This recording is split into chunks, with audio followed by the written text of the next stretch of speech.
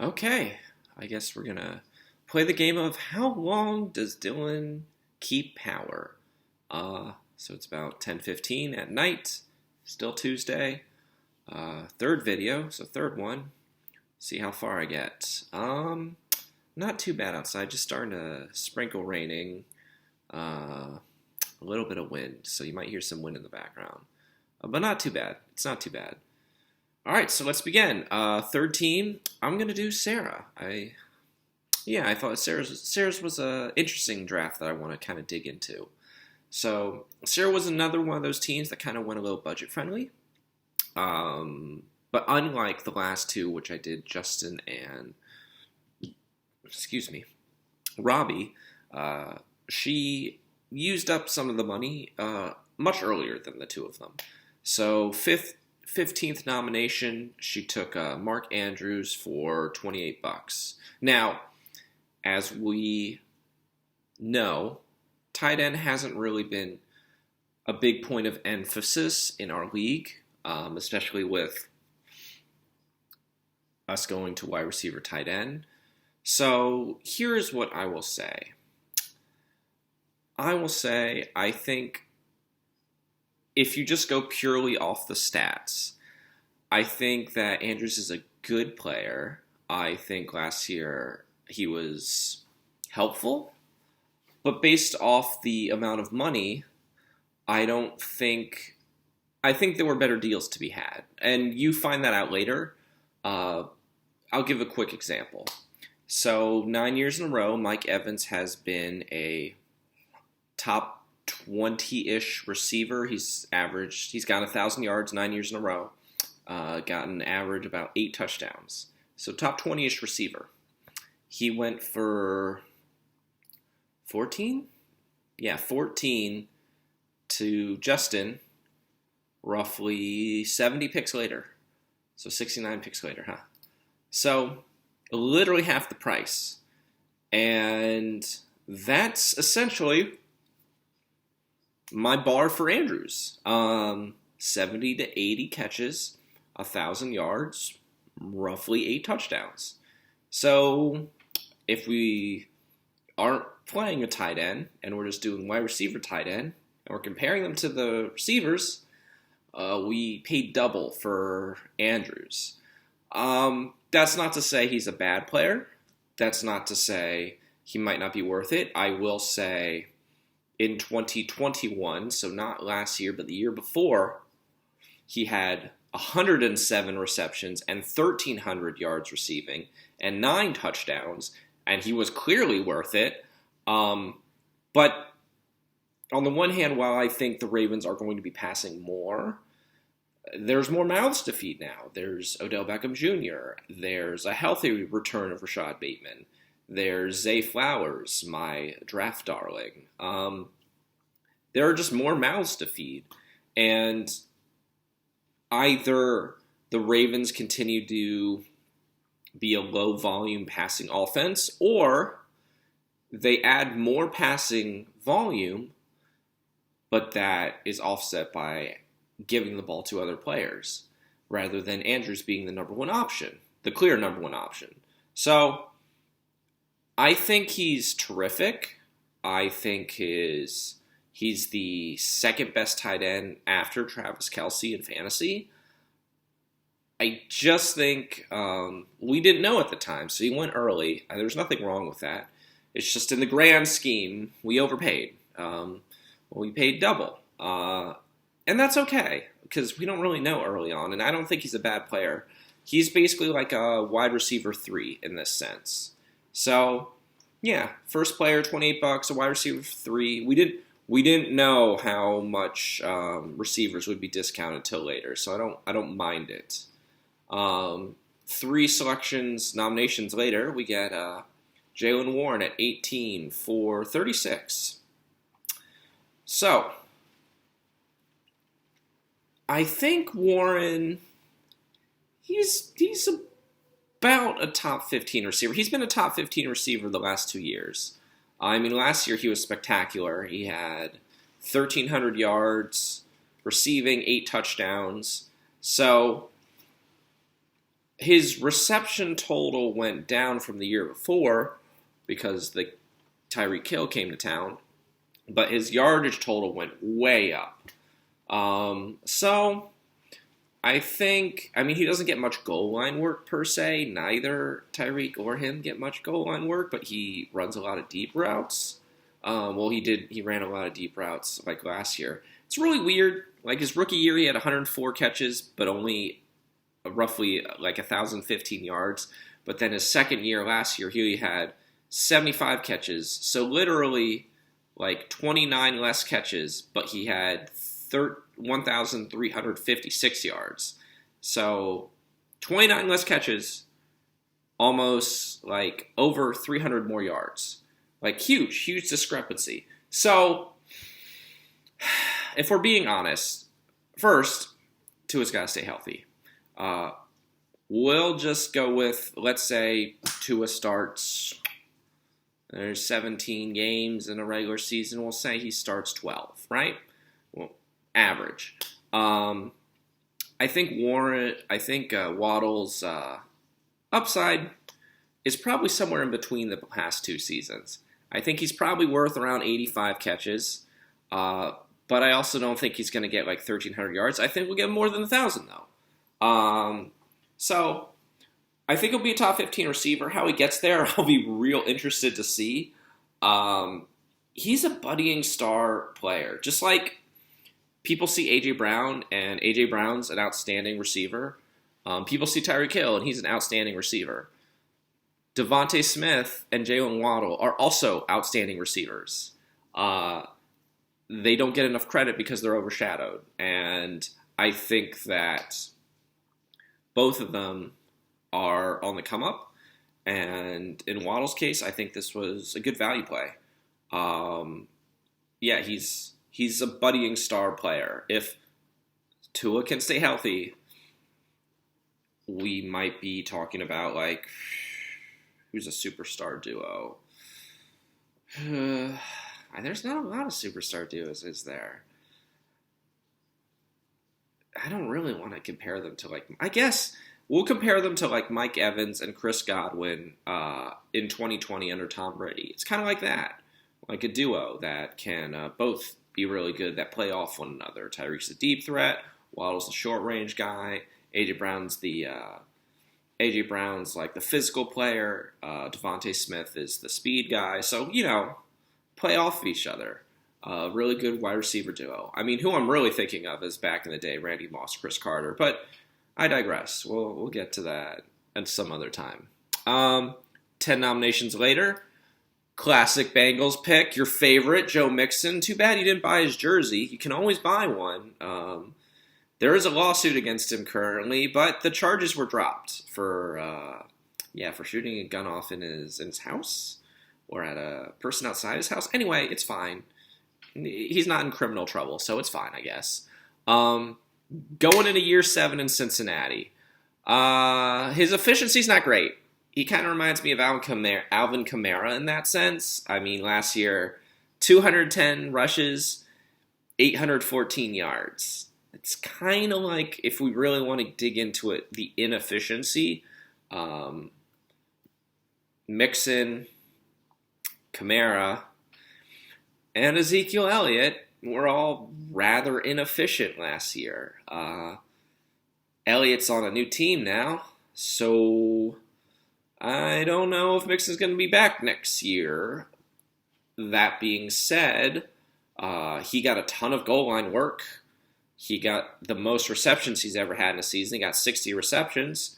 So he still broke over 1,000 yards combined. He got over 1,200 yards. And there's nobody to compete with him for touches.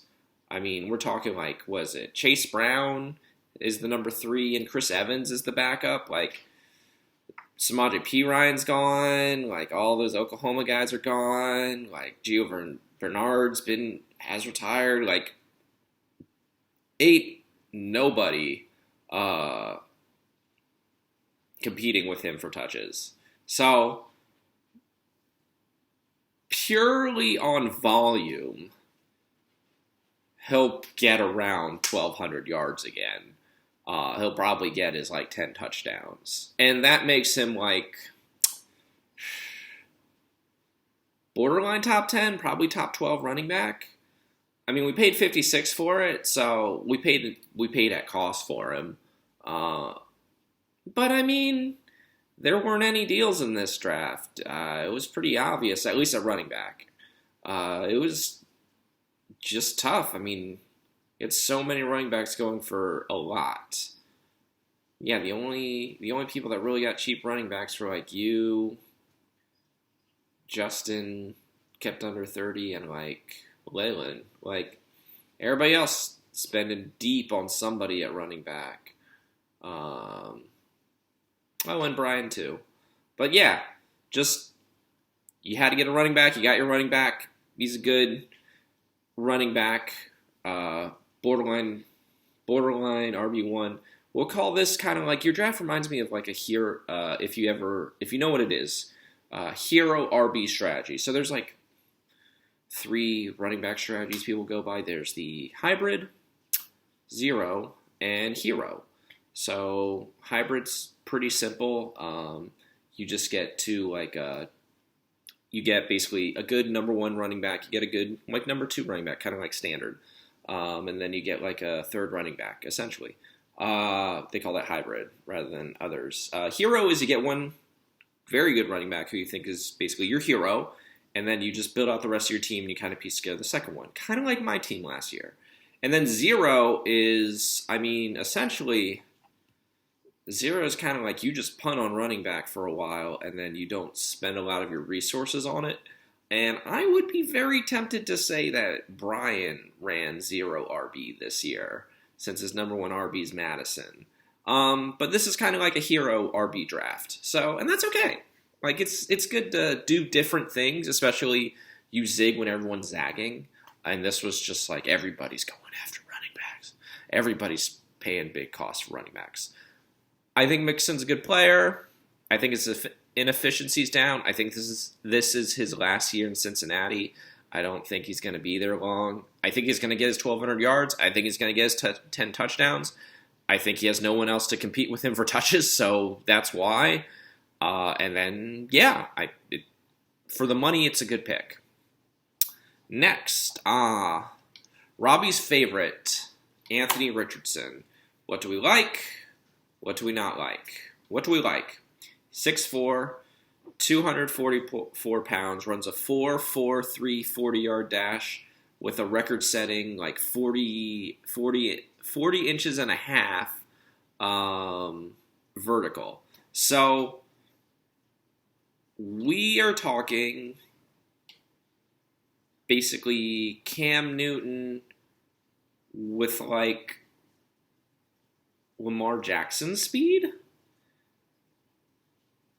We paid $5 for him at the 69th selection, funny enough. I know you weren't expecting to get him.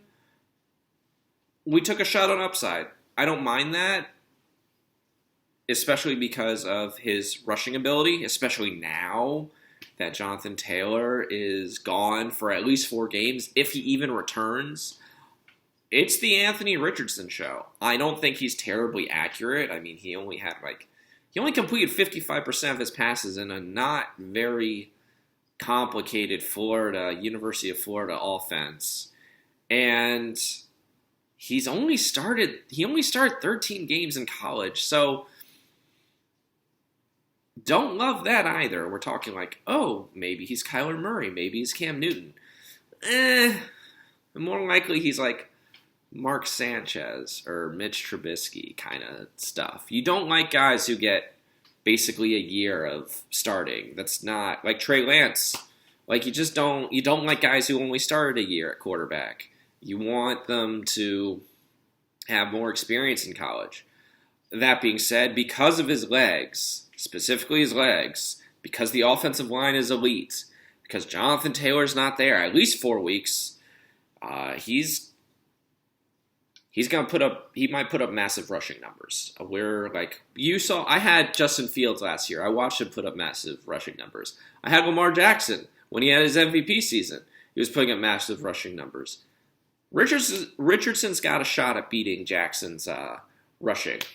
He's got a shot. I don't know if he will, because I don't really... I mean, I kind of know what the offense will look like. It'll be kind of like Jalen Hurts 2 years ago. A lot of options, especially since Steichen is the coach now, and he was the offensive coordinator for Philadelphia last year. And... excuse me. His upside is he's the best quarterback in fantasy. His downside is he isn't a starter. You're buying a ticket for the Ferris wheel, so you're taking a shot at at maybe going to the top and staying up there, and hopefully not. It's a roller coaster. I don't know why I said Ferris wheel. It's a roller coaster. There are going to be some weeks he's really great, and there are some weeks he's probably going to be terrible. Lucky for you, he plays in the AFC South, so not too hard of a division. And his wheels will get him... his wheels will get him fantasy value. I just don't know how much it is. I would wait. I'd want to see it to believe it, kind of thing. That's what I did with Fields. That's what I did with Lamar. I waited a couple weeks. Well, actually, no, with Lamar, I just put him right in because there's nobody else. Anyway... $5, considering we finally started spending on quarterbacks this year, $5 seems fine for taking a shot in the dark at someone with a lot of upside. Even if it is quarterback, and I do not like carrying two quarterbacks, you can figure it out. If after 4 weeks the experiment isn't great, you can just cut him and move on. $5. 72nd pick, $19, Deontay Johnson. I am a Steelers fan. You can say I'm a homer. I did draft Allen Robinson the second in that sense, but that doesn't take away from how good Deontay Johnson is. All right? Deontay Johnson is really, really good. He did not catch a single touchdown last year. And you might say, oh, well, he didn't really have a great year then. He must not have he caught 86 passes. And you would still say, oh, well, he probably didn't do a whole lot with all of his passes. Yeah, he had over 140 targets. He literally led the league in targets. Yeah, he's never been in his entire career lower than 10th in snaps, routes, targets, or end zone targets. He had 10 end zone targets. He's super duper efficient when he gets the ball. His volume's really high. So most of those targets weren't catchable. And just purely on regression, he'll score 5 touchdowns. So I think Deontay Johnson is a great, great route runner. I think he's a great player. I mean, this ranking has him the 38th wide receiver. I think he's a top 20 receiver. Yeah, if Mike Evans is 1,000 yards and 7 touchdowns, Deontay's 1,100 yards and 8 touchdowns. If we just give him catchable passes, he'll be great. So I think this year he'll be better than he was last year. He'll definitely make this draft position. This is so undervalued just because it bakes in basically, oh, he didn't have any touchdowns last year. He must not be any good. He's really good. He just didn't catch any touchdowns last year. And I know because he was on my team, and it was infuriating because you'd watch the guy do a really great job, get open, get his touches, get his yards, and then it's no touchdowns, just 0 touchdowns. So I like the pick. I think Deontay's a good player. I think having him as your third receiver-esque guy, behind Waddle and Andrews, perfect. I think there's a lot of... I think for the overpayment we had for Andrews, I think is kind of made up for with Deontay. I think he's underpaid for what he is. And I think not as much. I don't think you made back your 14, but maybe half, 7. So I like Deontay Johnson a lot. I think he'll be very good for you. Still upside there, which is wild to say. David Montgomery, so 76 nomination, $13. We got our number 2 running back. So what's up with him? Well, first, I will say currently the Lions only got 2 running backs, so they got to pick somebody up off of waivers or free agency.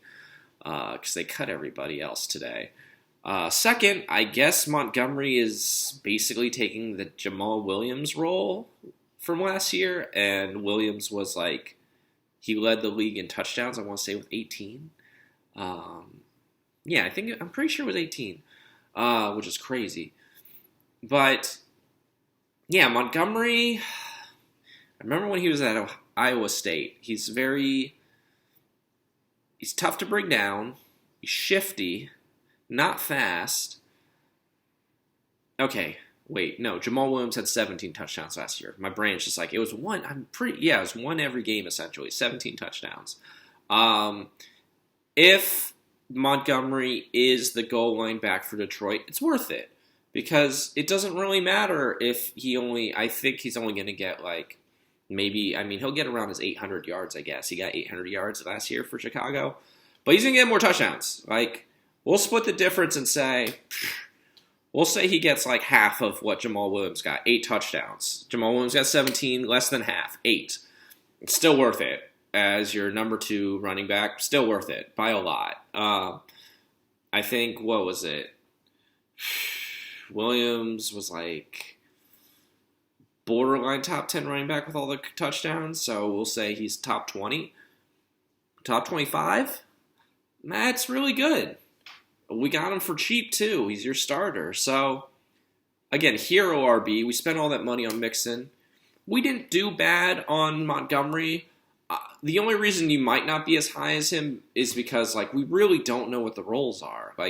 If Gibbs is getting the goal line touches and eating into that, that's going to hurt Montgomery a lot because he's got to vulture those touchdowns. He's not going to get the yards. So, and you can say, how do you know that? Because you drafted a guy at the 11th overall position. There's no way you're not going to use him. So, I don't know what the usage looks like, and that's probably baked into why his draft price was so low. I still think he's underpaid. He probably ought to have gone for at least 20. He's one of the cheapest starting running backs in our league, but there's a lot of unknown with him, and that's probably why.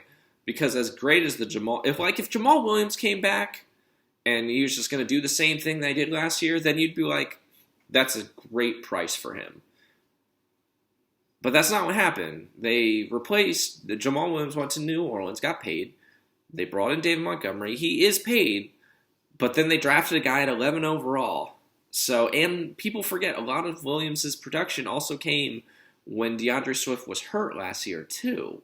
So, what does it look like if Jahmyr Gibbs is healthy the whole season? And the answer is, I don't know. Because I don't know what the usage is. I don't know how they're going to use them. I can project that Montgomery's the goal line back, but that's based off of 2 completely different players that were on the team last year. So, I think for the price, it's worth it for the running back. But this is more I think it's kind of like a hero RB because it could be that Montgomery's just the straight handcuff. And no one's really considered that. And that would be not great for you. So, I like it. Don't love it. I'm not sure if he's going to be your starter all year. We'll see. But you kind of save that because with the 107th nomination for $15, we got Khalil Herbert. I like Khalil Herbert. I thought he was better than Montgomery the last 2 years in Chicago. I'm happy it's now his job.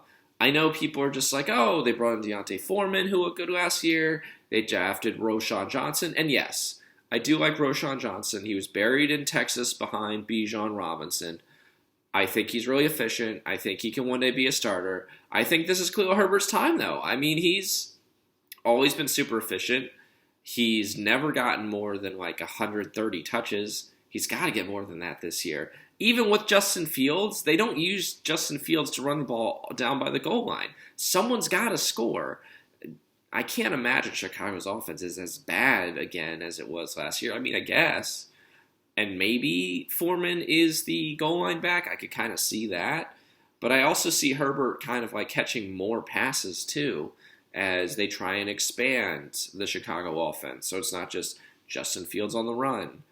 I think this is good. I think he's roughly a good flex.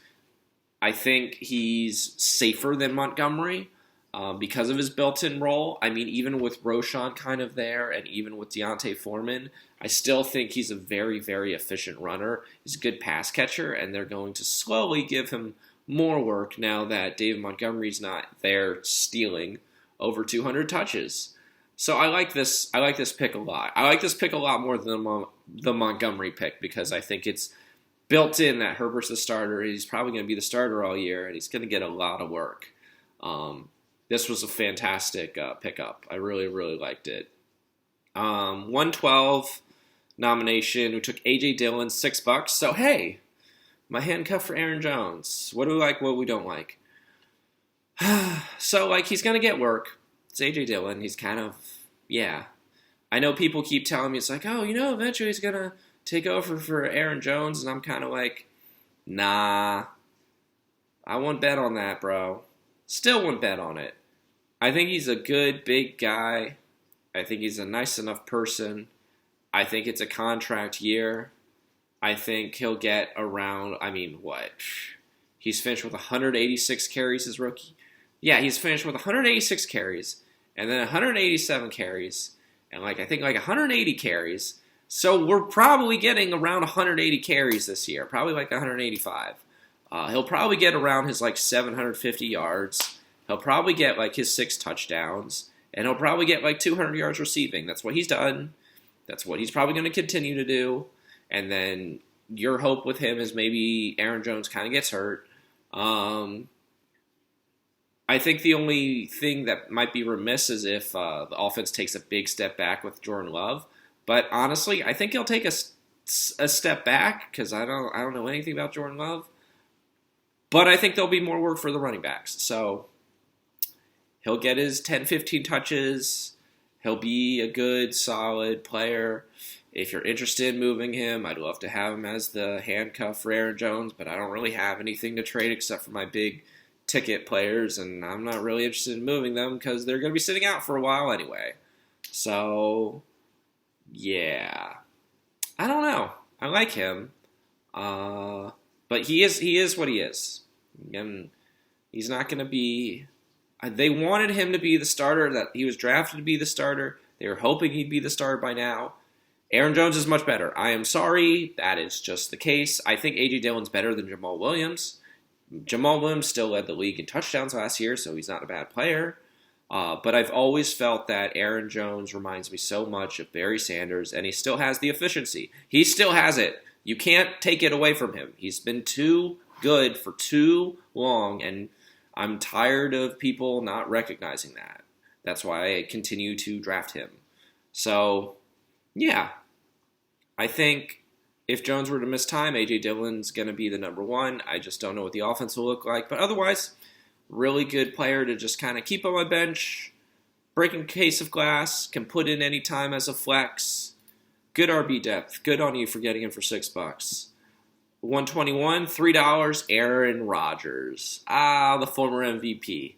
So, he was not great last year for the Packers. But to be fair, he had no one to throw to last year with the Packers. Things are different now. He's been traded to the Jets. He's got his old offensive coordinator back, Nathaniel Hackett, from freaking leaving Denver.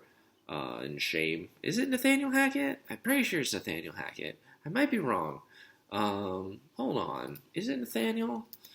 Green Bay offense. No. He's on the Jets. New York Jets offensive coordinator. Why does it say Matt? That was the old offensive coordinator. Yeah, it is Nathaniel Hackett. I'm losing my mind. Okay. Yeah, it's Nathaniel Hackett from when he was in Green Bay. And Hackett had that terrible time with Russell Wilson last year, and he got fired before the first season ended. Anyway, doesn't matter. Aaron Rodgers is a good player. Obviously, he's won 4 MVPs. Yeah, 4 MVPs. So, the O-line's not great, but his weapons are. Garrett Wilson. They brought in Al Lazard, his favorite. Randall Cobb, his favorite. They got Breece Hall and Dalvin Cook. He's got a lot of things to work with. So, I don't know if he'll be like a top 3 quarterback again. There's a chance. I think he'll be better than he was last year. I think he'll get his efficiency, his interceptions down, his touchdowns up. He's probably like a back-end top 10 quarterback until I can see more and consider him higher. But that's for the roller coaster that will be Anthony Richardson. Rodgers will probably have a higher floor but lower ceiling, but he'll still be pretty good most weeks. I don't know. It's a tough thing because I don't want to carry both of them all season, but you're going to have a hard time trading either of them unless someone really struggles at quarterback. So I like Rodgers. I think he'll be much better. I think he'll throw for his 4,000 yards. I think he'll get his 30 touchdowns. I think he'll have under 10 interceptions. And I think the Jets will go to the playoffs. So how exactly that'll work, I don't know. He's 39 years old, so he's getting up there, kind of like Brady just retired at 45. Either way, $3, better than Dak Prescott for $3 by a lot. 134, $2 for Elijah Moore. I love Elijah Moore. I think he was buried by the Jets. They did him dirty. Zach Wilson couldn't get him the ball. He was genuinely terrific. I think he was worth the first-round pick last year to the Packers. They didn't do that. They tried to trade for Chase Claypool, didn't get him. I think Elijah Moore's a lot better than Chase Claypool. I think he's a lot better than a lot of players. I think the Browns have an elite offensive line. I think if Deshaun Watson can basically just be Baker Mayfield from like 3 years ago, Moore will be a catalyst for that. I know a lot of people like Amari Cooper. Everyone's going to say about Amari Cooper. We'll talk about Amari Cooper later. Amari Cooper's really good. I think Elijah Moore's better. I just think on talent he's better. He's younger. Amari Cooper's been doing it longer. I get that. I get that he's the number one receiver in Cleveland. I get that. But Moore is just, he's really good at getting open. He's really good at finding those holes. He just has to stay healthy. But if he can just like be consistent and stay healthy the whole season, he's only 23. If Watson can not be such a disaster, he'll be really good. I would rather take a flyer on a guy like this than some of the rookies probably, just because like we've seen him flash before. Like, what was it? He had over 500 yards and 5 touchdowns in like 5 games during his rookie year. And then all 5 games were back to back to back to back to back. So he was just incredible. He was the number one receiver. And that was with terrible quarterback play for those 5 weeks. Is it a shot in the dark? Can he do it again? I would love to find out. I think he's incredibly talented. He spent the offseason training with A.J. Brown and DK Metcalf, who both think he's better than them. So, like, you don't gotta believe me. Believe them. I think Elijah Moore's fantastic, and I really want him on my team. I think this is absolutely wild that you got him for $2. I wish I had saved some money for him. I would have spent like $15 on him. I would have much rather have rolled the dice on him than a lot of guys that were drafted around here. So, yeah, good on you. Really like Elijah Moore. Wish he was on my team.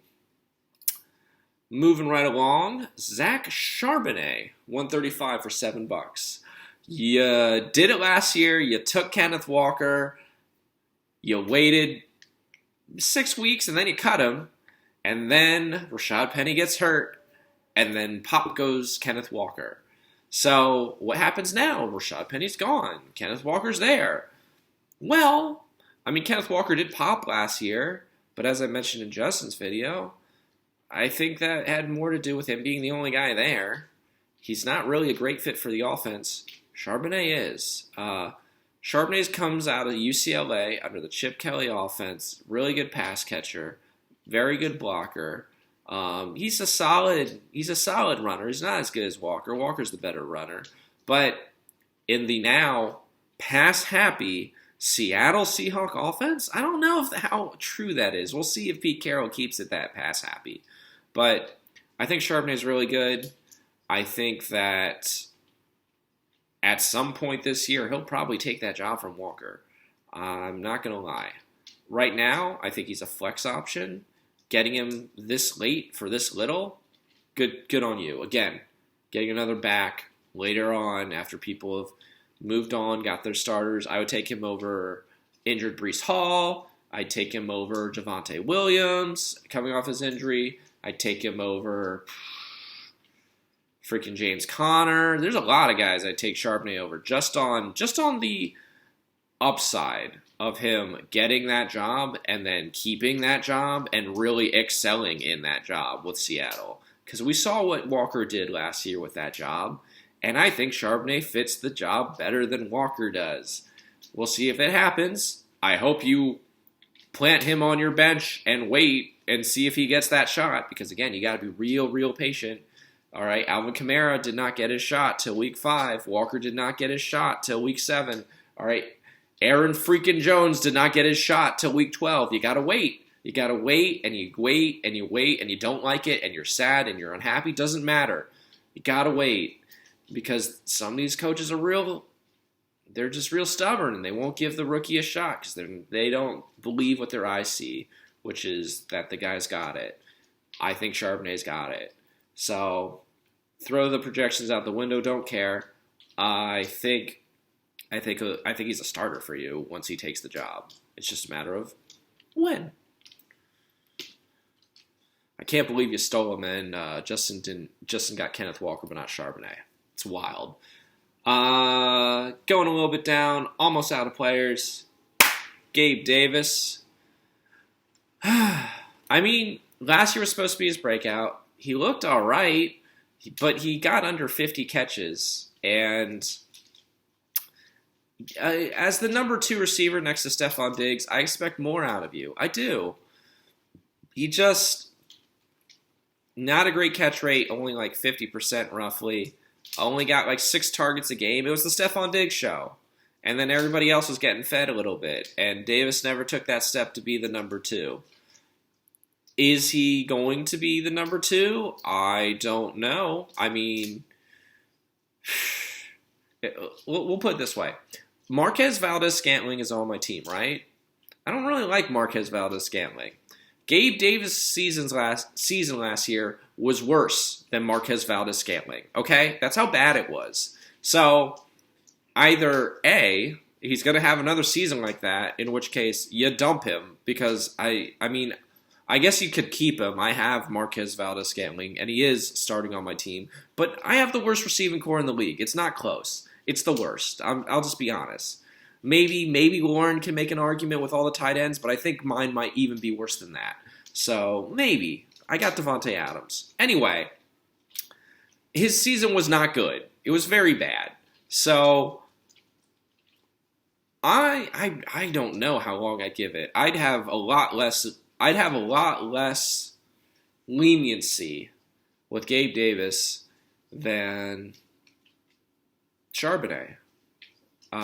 Because Davis has been there.